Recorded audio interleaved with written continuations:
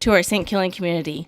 Many of you already know Claire from her talks throughout Southern California parishes and dioceses. She is a licensed marriage and family therapist, a Catholic, an ordained minister, a joyful convert of many years to the Catholic Church, a speaker, an author, a wife, and a mom. Claire graduated from the Fuller Theological Seminary in Pasadena, California, receiving both her master's degree from the School of Theology and her master's degree from the School of Psychology.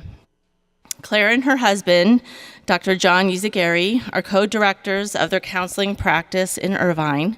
Every year they enjoy speaking in 40-plus cities on their Thriving Marriages program, helping people grow in more united, resilient, and joyful relationships, and assisting churches in their faith and marriage and family life ministries. You'll be able to purchase their helpful resources for yourself and for your loved ones at the end of this talk. So join me as we warmly welcome Claire. Thank you.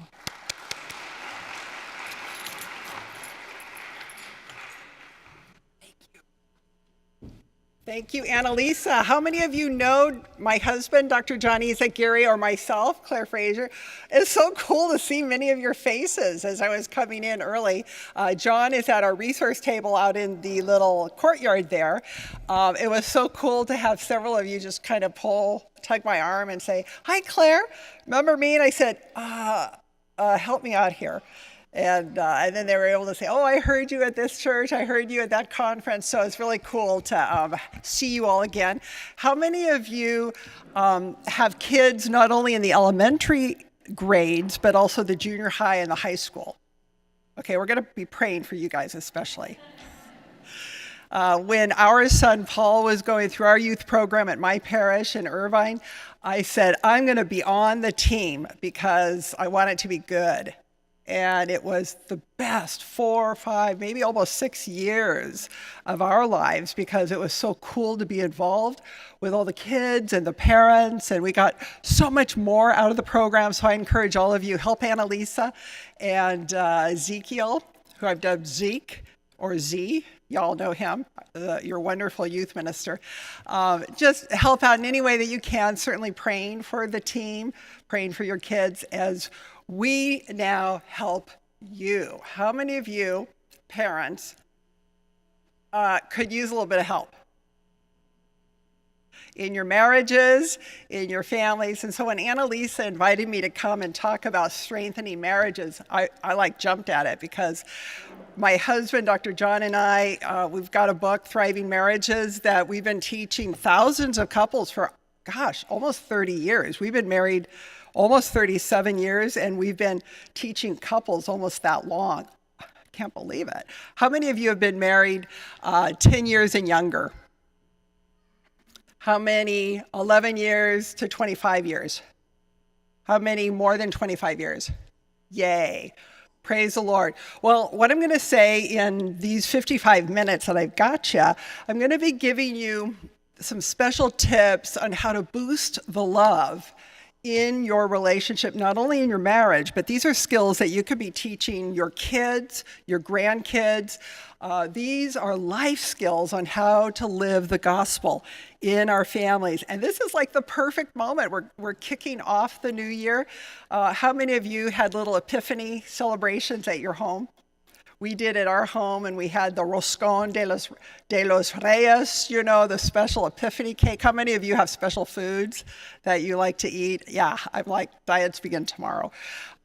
So we've been celebrating this whole weekend, and I thought because this is officially Sunday, Epiphany was on Friday, but this whole weekend is kind of celebrating Epiphany, the 12th day of Christmas, kind of somewhat the end of the Christmas season. I thought it would be a perfect launch off to my talk with you. And I want to start with this picture. This beautiful picture that I took. I was at Christ Cathedral, and I don't know if y'all have been there, but they've got these big, beautiful bronze art plaques that are on the walls inside the sanctuary, and they had just put this on the wall. And I was at the diocese for some meetings, and I thought, I'm just going to scoot in, as I like to do, and take pictures of beautiful art. I love religious art. And so I went in, and they had just mounted this on the wall of the three wise men coming to the Holy Family. And I didn't realize it, but at the time that I took the picture, the light came through the windows. Look at that. Later, when I was looking at this picture and what I wanted to say about this picture, look at what the cross is doing. It's the wise men are coming to bring their gifts to the Holy Family, to Jesus. They've just followed the star. And guess what? For God so loved the world. This is my key verse that I wanted to talk about.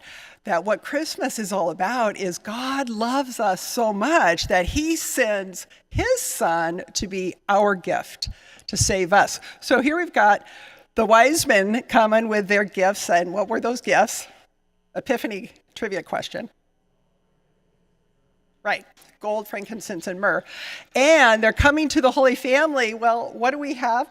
We have the greatest gift that God could ever give us. He gives us himself. He gives us his son. And when I was a little girl, I grew up in a Baptist church. And then I went on to become an ordained Baptist minister. And then I joyfully joined the Catholic Church 1,000 years ago. I can't even remember the turn of the century in 2000. So it's been 23, almost 25 years. And it was such a joy to join the Catholic Church because I felt like a kid in a candy store. I felt like I was getting so many beautiful things, the liturgy and the communion of the saints and so much more about Mary and Joseph than I had been taught. I got a lot of really good stuff in my background, and I'm deeply, deeply grateful for my beautiful, beautiful tradition. But I so love all the extras that you get. And so sometimes we converts, we can how many of you are cradle Catholics? How many of you are converts? It's really interesting, how when we talk with each other, how we can help each other appreciate this beautiful, the Christmas journey, the Epiphany season, all the way up to Ash Wednesday, and then we start Lenten season all the way to Easter. Then we have an Easter season. I just love all that stuff. It just helps me stay focused on how to live God's will in the present moment. And right now, in the month of January, what I'm really focusing on is John 3:16. God is love. The gift that he gives us needs to penetrate our hearts, our marriages, our families in a new and different way. So with that in mind, I want to start with this. I love Unger. And here you've got a couple up in front of the minister, and the minister says, "You're supposed to say, 'I do,' not 'I'll try.'" And we just have to be reminded that, don't rely on your emotions on doing God's will in your family. I'm going to give you some skills to do God's will so you kind of know how to stay on track when your emotions want to take you this way and you're having a hard time doing God's will in your marriage and in your family. But I thought that was kind of a chuckle every time. I love Jim Unger. By the way, years ago, because we were using so much of Jim Unger, I had to write permission to him and ask him for permission to use his comics. And I said, "Hey, Jim, my husband and I are marriage and family therapists and psychologists, and we do a lot of talks with families in the churches, and your artwork is just so dang funny. Is it okay to use all your stuff?" And he was living in Hawaii at the time, and so he's like a really cool surfer guy. So he emails me back. He goes, "Cool, sure." That was it. "Cool, you're doing good. Sure, use my stuff." So I always like to give a shout out to him. Okay, what do we need to do to love each other better? There's a lot, but I'm going to give you 2 skills. And then I think later, Annalise, we're kind of planning maybe part 2 of this talk. I'm going to come back and give you a few more. But this morning, I want to give you 2 skills. One is empathy, which is so important. And the other one is how to communicate good. These are skills that we can use every single day to illustrate that God loves us. God is love. He wants us, made in his image, to love each other. And so I wanted to start off with empathy. Empathy is kind of what I call the door into joy in our relationships. How many of you are feeling really kind of tired, really kind of sick? You know, we've come through a real busy season. Maybe you're not feeling the love, and maybe it's hard to love. Well, I want you to cut right to the chase. The best way to boost your love and to feel the joy, feel the love again, is I want you to do a deep dive into compassionate acceptance of your spouse and of your kids. I had a really nice husband and father in my practice 2 weeks ago, and he and his wife were there because it's why all the couples call us. They come in asking for help in their marriage and family. And I'll call him Jim. And I said, so Jim, when you get home, your family kind of hates you. And he goes, oh, I know. I feel so guilty because I just come home and I'm just barking orders. And the wife was like over there going, yeah. And he goes, I just come in wired to, okay, let's go. And what that has led him to is coming home and just seeing all the negative first and then going into hyperspin on what to change, barking orders. And I said, so this is what I want you to do, Jim. And I'm talking to me and I'm talking to all of us here. I want us to get back to, by the time our hand hits the doorknob and we're coming into our families, or we're exiting this church and we're going into our cars, wherever we're going to meet up with our family, I want us to, and just as I was describing this to Jim, by the time your hand hits the doorknob, he interrupted me and he said, then it's go time, right? And I said, wrong. It's receive time. It's when we come in and we accept and receive our people at whatever level of functioning they are. Maybe it's been a horrible day. Maybe somebody's sick. Maybe somebody's been acting out. Maybe we don't feel so good. But it's the ability to come in and compassionately accept the level of functioning, whatever you were expecting, to be able to say, I am able to reduce my expectations to accept you as you are. It doesn't mean you need to stay where you are, but it means that you are good enough wherever you are, however you are, to be loved. So this is the first point of empathy, is to be able to compassionately accept, and because the title of this talk is Thriving Marriages, I want to really hone in on our marriages, but I want you to use these skills for your kids, for your grandparents, everybody in the family, is just say who you are as you are is good enough for me to love you. I think we get afraid of doing that because when we think, oh, well, if I love somebody the way they are, they're going to take advantage of me. They're going to, walk all over me. Don't go there yet, and don't worry about that. This is the first step of empathy, is to accept your spouse in the present moment as they are. Then the second step is get to know what their needs are. Don't just say, hey, I see ya, I hear ya. Go a little deeper in empathy. Empathy is the ability to say, hey, what do you need? How can I help you? Find out what the legitimate needs are so that you can understand them where they're at. How many of you have received a gift that wasn't really something you liked? Like maybe this Christmas. You kind of open it, it's like, meh. And the person was all excited to give you the gift. And maybe sometimes it's because they wanted that gift themselves. And maybe what we're doing is we're interpreting other people's needs and what they want and how they want to be loved the way we want to be loved. And so empathy is it's not about me, it's about the other person. Hey, hon, how can I help you? What do you need? And every week, ask each other that question so you can update your records. And that's a very powerful way of understanding the need and the other person feeling valued, and then do it. How many of us say, oh, okay, got it, got what you need. Hey, I'm feeling your pain, or hey, I feel what you're feeling.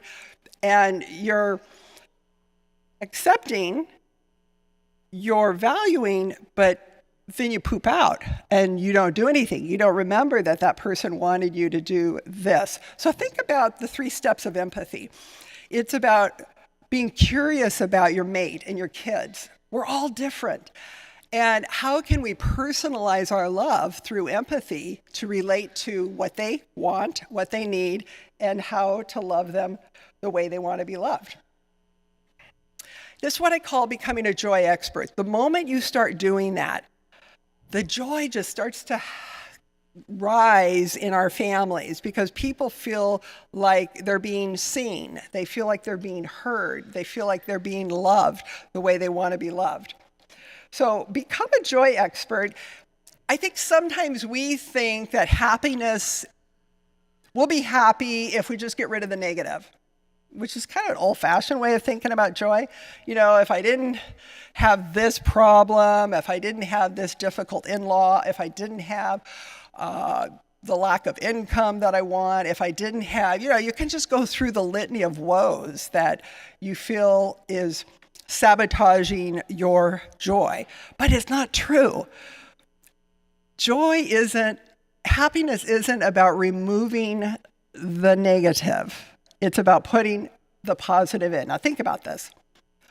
You could look at cleaning your house and say, my house will be beautiful if I get rid of all the dirt. And I would say, well, your house will be clean, but it could be still dog ugly. It takes more than just removing the dirt. What does it take? It takes bringing in beautiful smells in the kitchen. It may mean bringing in some plants, some pictures, maybe painting something. So we have to bring in beauty, not just take the dirt out. So I want you to use that as a metaphor for don't just be tuned and wired as this father was, who is coming in ready to go, but unfortunately his go was to find the negative. And I said, what I want you to do is to come in and find the positive. He goes, really? I said, yeah. When you come in to love your people as they are, it's just a whole different vibe. You're not coming in ready to bark orders at them and to jump down their throat. You're coming in to love them. He goes, okay, I'm going to do it.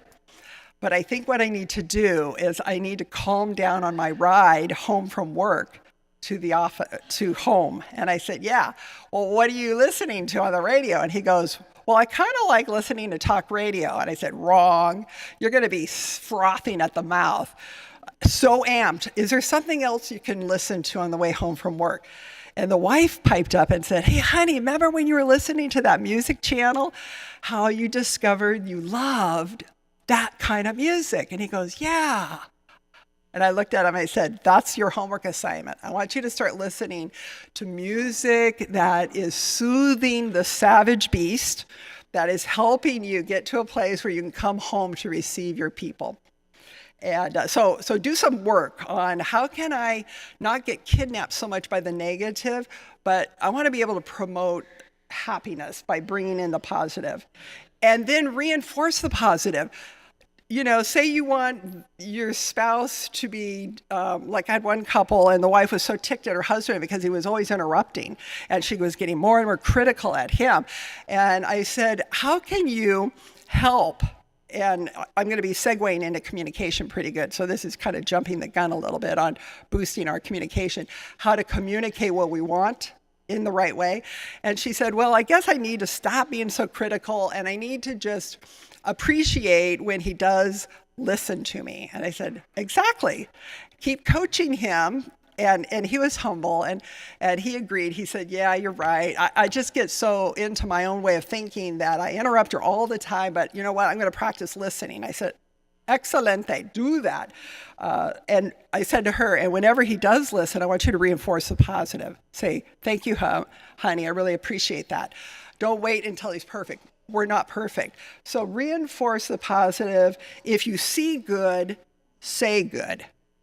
Reinforce the positive. All of us can give a daily dose of the AAA, affection, attention, appreciation. We all can give a daily dose, and those are the needs we all need in our family. All of us, men and women, kids, everybody. Some of you will say, I really want more appreciation from my spouse. So that's a signal, spouses, to be eliminating criticism. Start appreciating your spouse more. Some of you will say, I really want more attention from my spouse. I feel like my spouse doesn't hear me. And it's interesting. My husband, John, and I, we've been speaking to couples and to parents for 1,000 years. And what's really interesting is that the women are always asking the guys for more attention. They're always saying to their honeys, their hubbies, you don't listen to me. I want you to listen to me more. Don't interrupt. Just listen to me. And so the guys are then asking the women for more appreciation, saying, honey, don't be so critical. Get off my back. Give me some credit. Give me some appreciation. And then both are asking for more affection. So how about if we give each other the AAA? What is it? How do I have it there? Attention, affection, appreciation. We all need that. But at this moment in your marriage, so you got to update your empathy records, to be very personal. Say, maybe today I need to pay a little bit more attention. I'm not such a good listener. I interrupt too much. I need to listen to my spouse and to my kids a little bit more. Another day, it could be I need a little bit more appreciation. I'd love to be appreciated for these things, and I like to give my mate and my kids more appreciation. I need to strip away the criticism, the complaints that I'm so prone to do. And so with that father, Jim, remember Jim? I said, okay, so Jim, you're going to listen to good music on the way home. You're going to be coming in ready to open the doorknob, coming into your family, ready to receive and to love. Empathy is what that's called. Be able to love your people as they are, the way they are.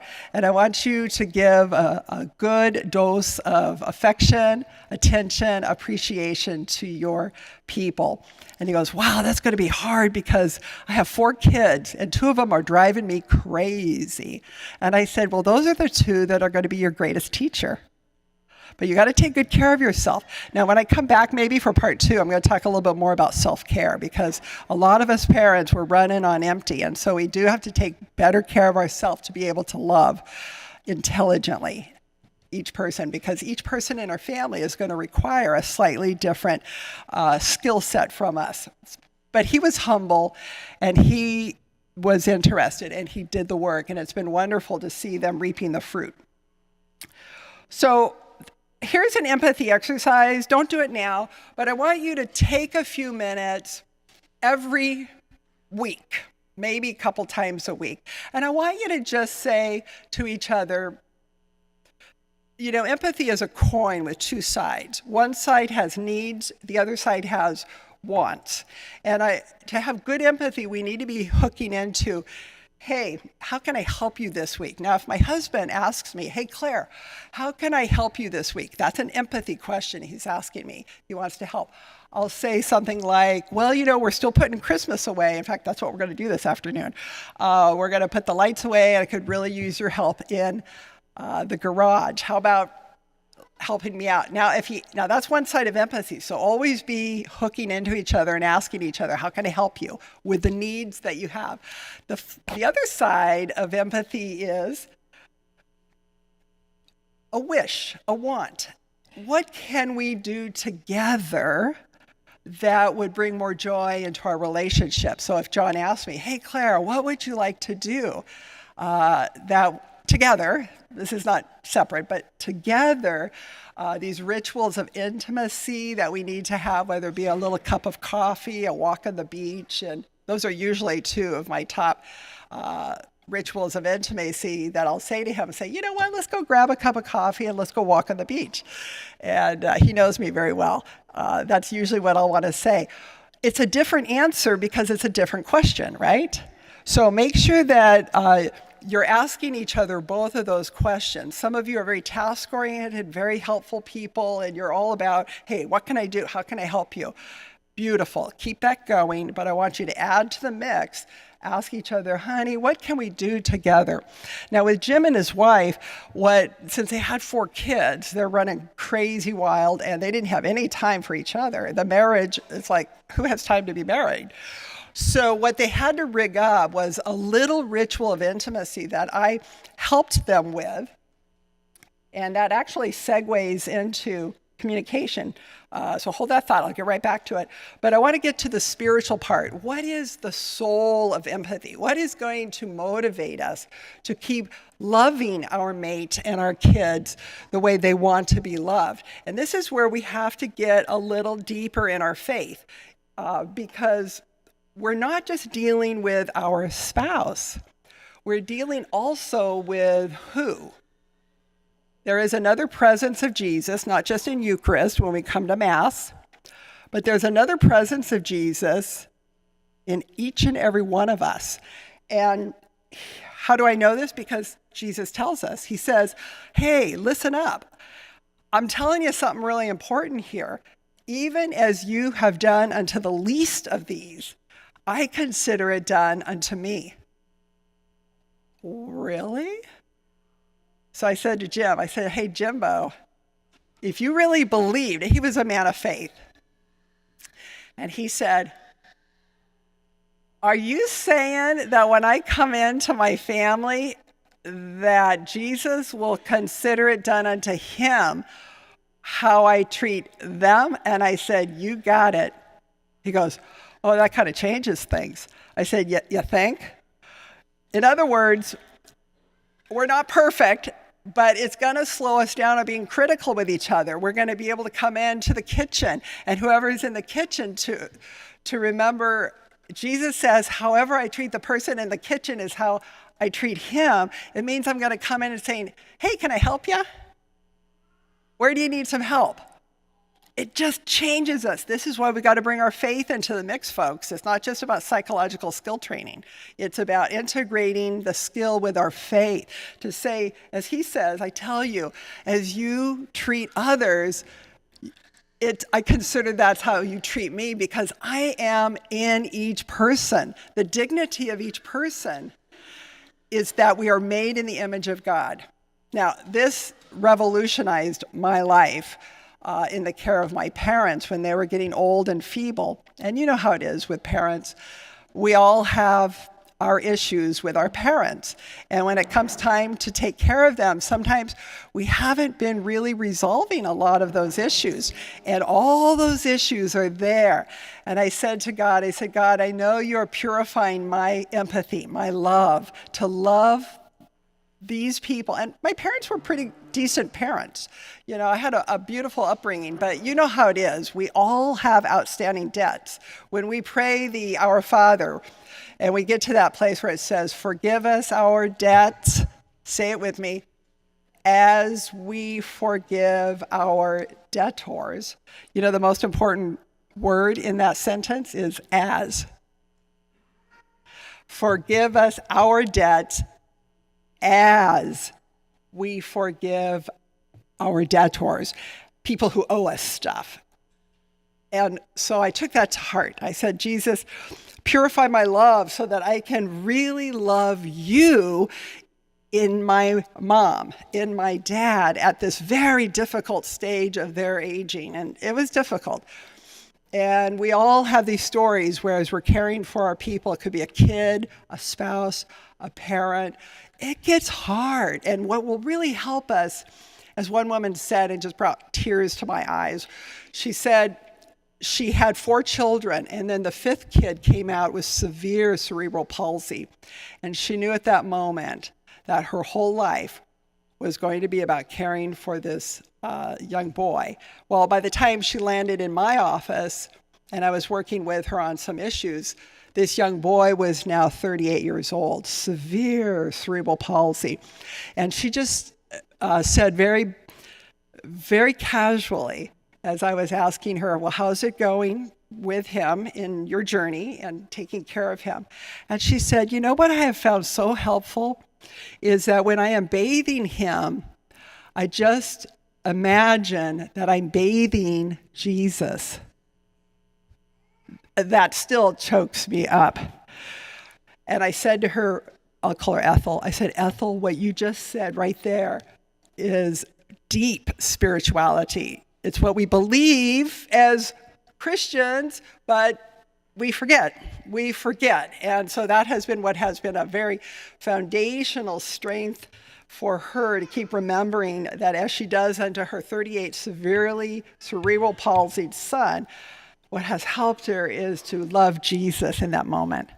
Say, Jesus, I'm loving you too. Now that's what we call the soul of empathy. There's the psychological skill of learning how to ask each other, hey, how can I help you? Ministering to their needs and acting on it. So make sure you do all 3 steps to really love somebody the way they want to be loved. We call that intelligent love or empathy. The second skill set I wanted to, with the time that we have, is a daily skill, just like empathy, that we can do each and every day. And this is, let's boost our communication. Now, there's other stuff in our book that I want all of you hopefully to get later, that you could be practicing and reading together, like how do we solve problems, how do we forgive, that hopefully I'll be able to get to you on part 2, but until then, you're going to be able to jump in and start working on this stuff. But those things don't happen every day. Empathy happens every single day, and so does communication. But first, we have to know how to remove communication barriers, because sometimes we're doing really bad habits that are just gunking up the works and causing the miscommunication. And so before I tell you how to do communication good, I'm going to tell you what to eliminate, because I fall prey to some of these things myself too. So let's make sure we all identify more quickly to eliminate these barriers. One barrier to communication is to think that we're communicating our needs when we just vent our feelings. The problem with this is when you're just venting your feelings, like if your mate says, hey, hon, how was your day? And you just start kind of verbal vomit, just like, blah, venting, oh, this horrible, this thing happened, and blah, blah, blah, blah, blah. It's putting a very undue pressure on the listener. It turns your listener into a garbage can. And we don't want to do that. We want to be able to figure out how our day went. Instead of venting our feelings about the day, whether it was something upsetting or something scary or something it could be anything that you feel emotional about, is just hold your horses. And it's kind of like, the imagery I like to use is like you're gathering ingredients to cook a meal for somebody.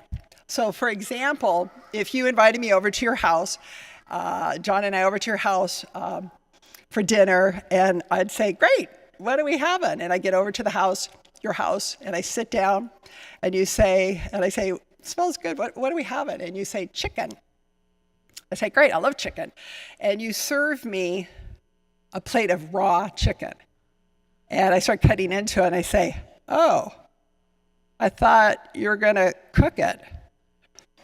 And you say, oh, you wanted me to cook it too? And so that's the analogy I want you to use and think about when you're sharing your day. Don't just throw raw chicken at each other and raw vegetables. Gather the ingredients and cook it on a plate, metaphorically speaking. You want to do this for sure in regular food, but in communication, gather the meaning of your day. Cook it so you're not just throwing out raw, uncooked emotions. Had a very dramatic example of this happen years ago, back in the day when John and I, before we had our private practice, we were in community mental health, and we were working at an agency, and a little 9-year-old boy came into one of the classes we were doing, called Joey. And Joey came in so worried, and he said, docs, can you give me a job? And we said, Joey, you're only 9. Why do you want a job? He goes, because my dad lost his job last night. He came home just weeping and saying, I don't know how we're going to eat. I don't know what we're going to do. So the father, sometimes bad things happen. But what we have to do is we have to cook it so that he can say, and so we got to the father later and helped him with this crisis.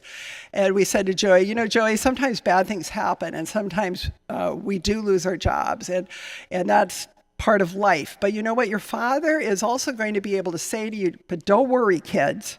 We will always have food on this table. And tomorrow morning, I'm going to go out and I'm going to apply to other jobs, so don't worry. Okay, you see the difference from little Joey at 9 years old feeling like, my family's disintegrating. I got to do something too. Oh, something unfortunate happened, but you know what? We're going to help each other, and I can have confidence that my father is going to take care of that adult issue. Okay, I share that because sometimes we think that's communication. We just come in and just loaded for bear and we just vent all over. So I want you to pause. Don't do that. Cook it so that if something bad is happening, you say, okay, this bad thing happened, but this is what I'm going to do about it. Tell each other the solution. Don't just plead helplessness, and maybe you need time to think about, what am I going to do? What is my strategy? What's my plan, so that I don't unduly burden, but I want to be real about sharing how my day was. So that's why we say share the meaning of your day, not just the news of the day.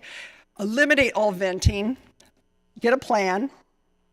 Second barrier is sometimes we think we're communicating when we criticize each other and we put each other down and we complain. And I had one woman say, the woman who was always complaining because her husband always interrupted her, I said, what are you trying to do there? And she goes, I'm trying to get across to him what I want. And I said, well, it is totally lost in translation because all he's hearing is your complaining. She goes, oh, I thought by telling him what I didn't want, I was telling him what I wanted. I said, nope. Don't tell each other what you don't want. Tell each other what you want. Eliminate complaints and criticisms. Okay, how many of you complain and criticize?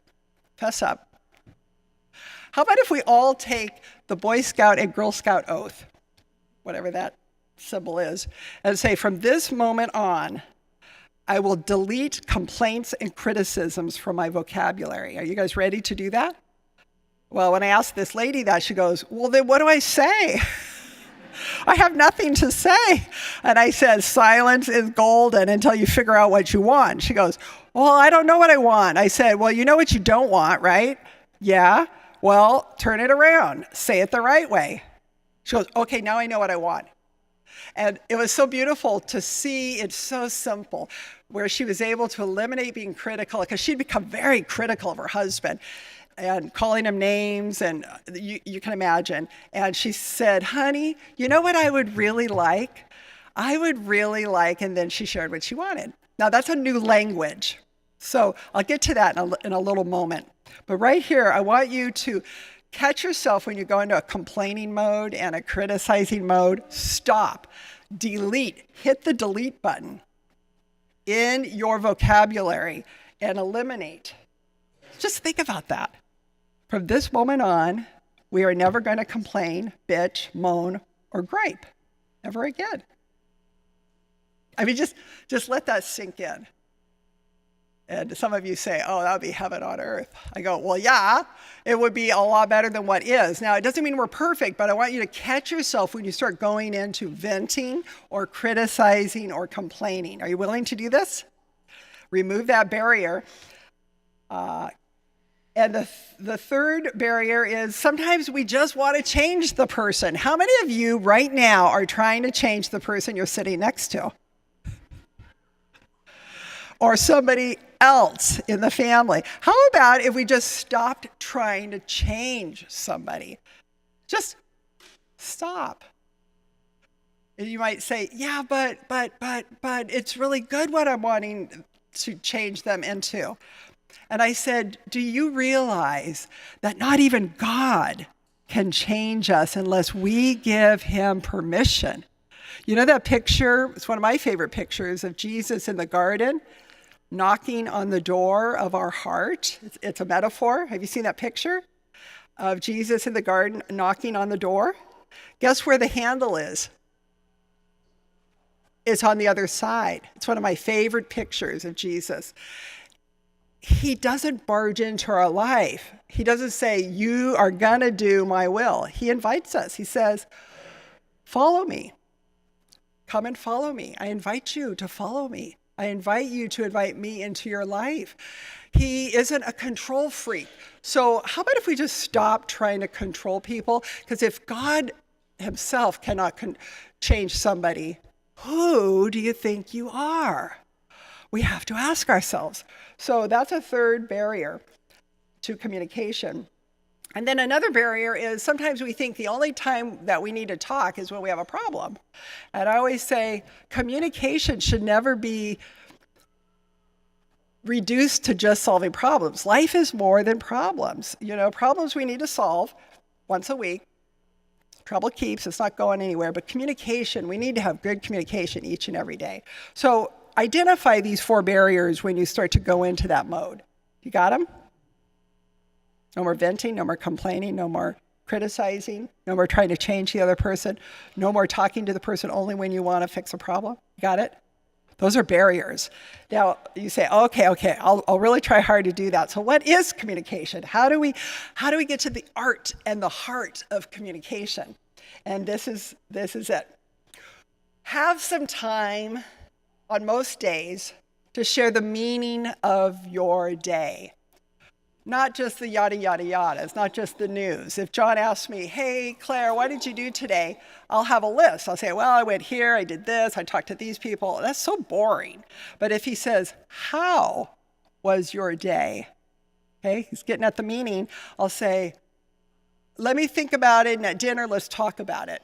So be thinking about the meaning of your day so you can share it with each other at an opportune moment. And so with kids, sometimes you've got to figure out how to do that, where everybody shares something good, something bad, something significant, but just make sure that people don't get off into complaining about the bad.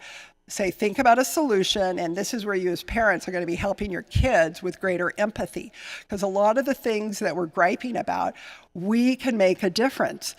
If we're trying to change somebody, if we're criticizing somebody, if we're complaining about somebody, we're actually contributing to the agony. And so once we strip that away, we can get to how to boost communication. And don't forget empathy.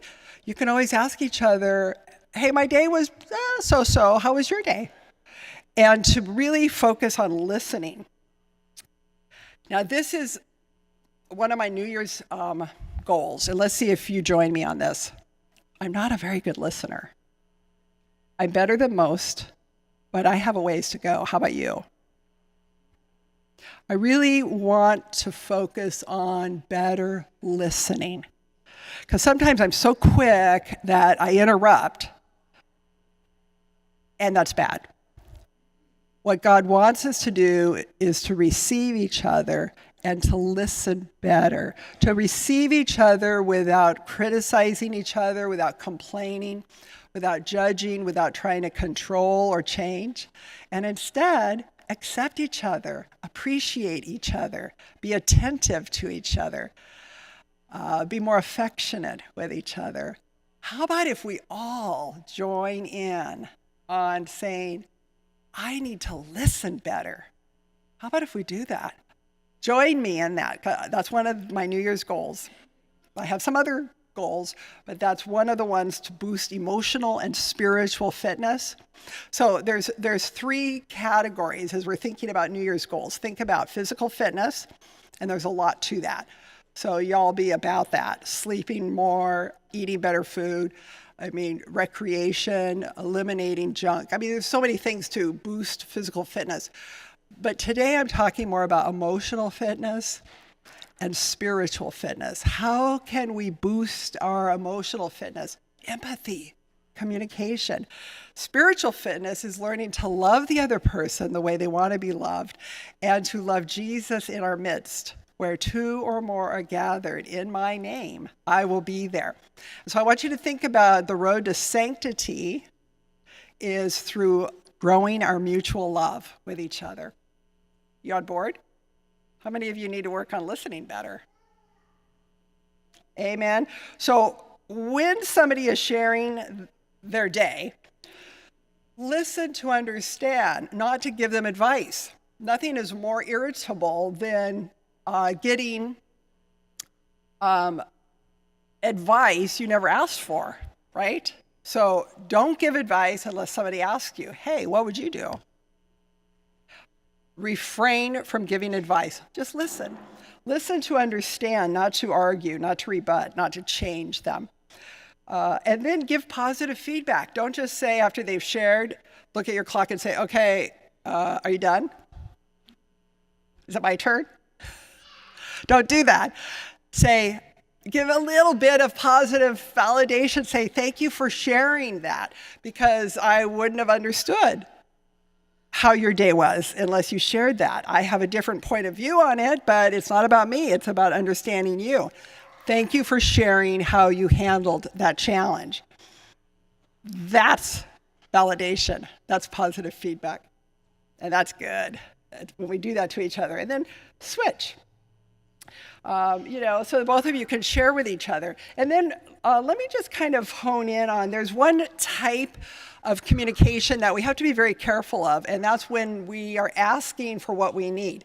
Remember what empathy is? Empathy is giving to others what they want, loving the other person the way they want to be loved. Well, guess what? There's also me, and I need to be able to ask the other person for what I want. So empathy is loving the other person the way they want to be loved. Assertiveness, or asking for what we want, it's a new language. It's educating the other person to know what we want without complaints, without criticisms. It's a new language. How many of you know a new language? How many of you know a second language? It's like a new language, Assertiveness is like a whole new way of talking. And we need to learn how to talk to each other when we're asking for stuff, and eliminate criticisms and complaints and things like, well, if you really loved me, you would just know how to love me. Have you ever said that to someone? Refrain from that. Refrain from the temptation to dig, to be sarcastic, to take cheap shots. Just let somebody know. Say, you know what? Use concrete, positive, realistic language, CPR language. Make sure that it's concrete. Don't just say, hey, I just want you to be nicer. Well, what does that mean? Or somebody says, I just want you to be more respectful. Well, what does that mean? So if you could be very concrete, positive, like this lady said to her husband, so when I'm talking, I would really appreciate if you would listen and not interrupt. So it's very clear, very positive. She's not just saying, stop interrupting me. So never tell each other what you don't want. Catch each other. And she goes, oh, I thought I was telling him what I wanted. Said, you aren't. You're just criticizing him. Tell him what you want. She goes, oh, I thought it was kind of obvious. I said, but you have to ask it the right way, or you're not going to get what you want. You're going to infuriate your spouse. So she said, honey, I would really like it if when I'm talking that you listen more. And then the realistic part is, can you do it? And he goes, of course I can do it. Thank you. I appreciate you saying it that way. I don't like you saying it the other way. I like it when you say it this way. So use CPR language. Whatever it is you want from each other, just make sure that it's concrete, specific behavior that they can be working on, is positive, and it's realistic. Because stuff that you ask for may not be realistic today. So tell each other, hey, got it. Yes, I can do that, but not today. I can do it tomorrow. Okay, so do you get it? Do you get the CPR approach? Is so much better when we're asking for what we need. And then be invitational. Don't say, you better do it, or there will be consequences in the bedroom. Don't say that. You don't threaten each other. Don't guilt each other. Just say, it's an invitation. If you want, that's what I want. When a person doesn't feel pressured and is not being criticized and is not being complained at, there's a higher probability. And when we apply empathy first. So I want you to be thinking of your two hands. Kind of put your hands up. Teach your kids this too. One hand is empathy, which is how can I help you? What do you need? And then do it before you ask for what you want, which is assertiveness. We need both, because if you just do empathy, you can kind of become a doormat, right? But if you become only about assertiveness, you can become very legalistic and controlling. And some people say, oh, I don't have any problem asking for what I need. I said, yeah, so then you better focus on empathy, asking other people what they need. So wherever you shake out, some of you are very high empathy people, you're low assertive. You need to be sharing with your people what you need. You need some help. Don't try to be Superman or Superwoman. Ask for help and receive it well. Some of you are very high assertive, low empathy. You don't have a problem asking for what you need, but you're kind of low on empathy. So make sure you start with empathy. Check with others. Hey, what do you need? So when that Jimbo, remember Jimbo? When he came in the door ready to receive his people, his kids, his spouse, spend some time with each of them, he was asking the empathy questions. He was playing with them before he got to stuff that needed to be done. And so I said, Jimbo, what you just did there is you put people first, tasks second. He goes, yeah, I got to really work on that because I'm a list maker and I like to get stuff done. So I said, so you need to be focused on people first, tasks second. So if you're going into a job with your kid to clean up this room or to clean up the garage or whatever, just stop and say, hey, do you need anything before we start? See, that's an empathy question. So don't just barge into, okay, let's get it done. Just pause, say, okay, how's everybody doing? Anybody need anything? Need a drink of water? Need to go to the bathroom? Okay, go. So that's where you can kind of regulate yourself on empathy and assertiveness when you're asking for what you need. Become a coach, not a critic. This is what you're really becoming. You're saying no more complaints, no more criticisms. I'm going to ask for what I want with assertiveness. I'm going to say, hey, the next time I would prefer you clean up your dirty dishes and bring them into the kitchen. The next time I would prefer when I'm talking that you listen. So whatever it is you want. Hey, the next time you're going to be late from work, I would really appreciate, give me a call so we know when to have dinner. So whatever it is you need, say it the right way. Does that make sense? I want you to really work on this because this is one of the greatest gifts that we can give our family. And then reinforce gradual progress. Don't wait until the person is perfect. Just keep if you see good, say good. And I want to conclude with the soul of mutuality. This is where our faith really comes in. Jesus came, for God so loved the world. Say it with me. John 3:16, for God so loved the world that he gave his only begotten Son, that whosoever believeth in him should not perish, but have everlasting life. This is like the open arms. How much does Jesus love us? As one child said to me years ago, and I looked at the crucifix and I told her, that much. How much does Jesus love us? He loves us this much. Look at him on the cross. He takes all of our sin onto himself to ransom us, to open the gates of heaven because he wants us. He loves us. But it is an invitational message. He's not going to guilt us. He's not going to force us. He says, if you want, follow me. And if you take the Jesus challenge to follow him, he's going to have a lot of suggestions, right? But he's not going to beat us over the head and guilt us into it. And so one of the beautiful ways to access this building mutuality with each other and our communication skills is to remember Matthew 18:20, when Jesus himself says, wherever 2 or 3 are gathered in my name, meaning doing my will, meaning loving one another, there am I in their midst. And that's when we can bring Jesus into our homes. Our little homes could be a Bethlehem. And so I want us to remember that.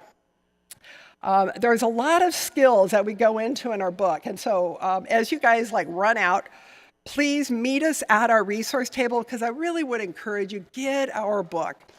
I was able to touch on empathy, assertiveness, and communication.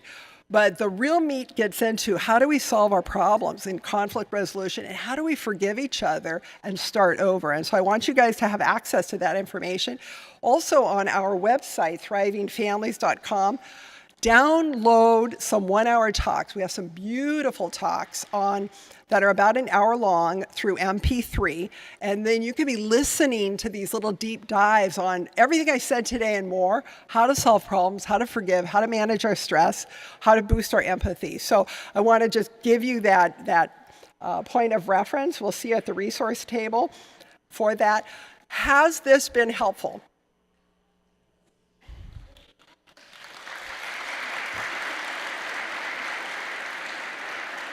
Thank you, thank you, thank you. I'll be praying for you, and Nick's going to come up, and I'm going to gather my stuff and join my wonderful husband, Dr. John Gary. We will see you at the resource table. Amen?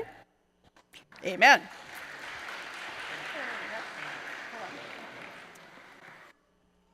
All right, just a couple of reminders before you go. I can hear the kids. Wednesday, our Faith Formation Wednesday is on January 18th. That is about a week and a half away.